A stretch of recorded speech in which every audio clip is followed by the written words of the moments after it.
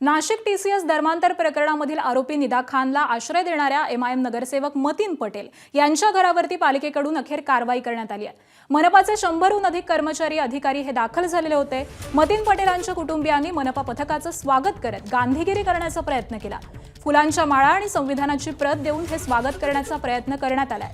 तर महानगरपालिकेने कारवाईबाबत याआधी नोटीस काढलेली होती। या विरोधामध्ये मतीन पटेल यांनी औरंगाबाद खंडपीठामध्ये याचिका देखील दाखल केली होती। यावरती काल सुनावणी झाली, मात्र खंडपीठाने मतीन पटेल यांना कोणताही दिलासा दिला नाही। कारवाई थांबवण्याबाबत किंवा स्थगिती देण्याबाबत देखील कोणताही आदेश दिला नाही। त्यामुळे पालिकेकडून अनधिकृत बांधकामावरती बुलडोझर चालवण्यात आला।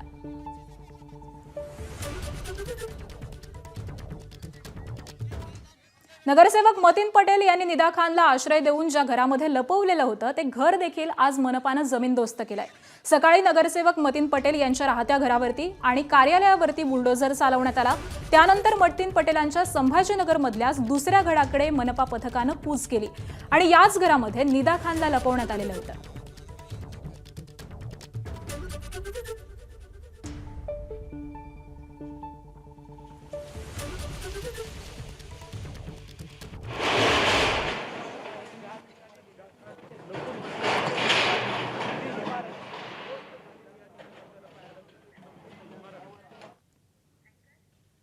छत्रपती संभाजीनगरमध्ये एमआयएम नगरसेवक मतीन पटेलांच्या घराचं पाडकाम करण्यात आलं।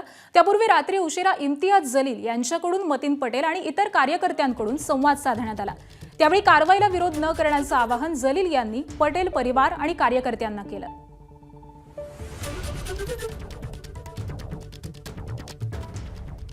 मतीन का अगर घर गिरेगा तो मैं आपको जबान देकर जा रहा हूं, पूरा हिंदुस्तान देखेगा कि जिस गिरे हुए घर को इन्होंने हुकूमत ने गिराई थी, हम कितना आलीशान घर जो है वो हम बनाकर देंगे। पूरा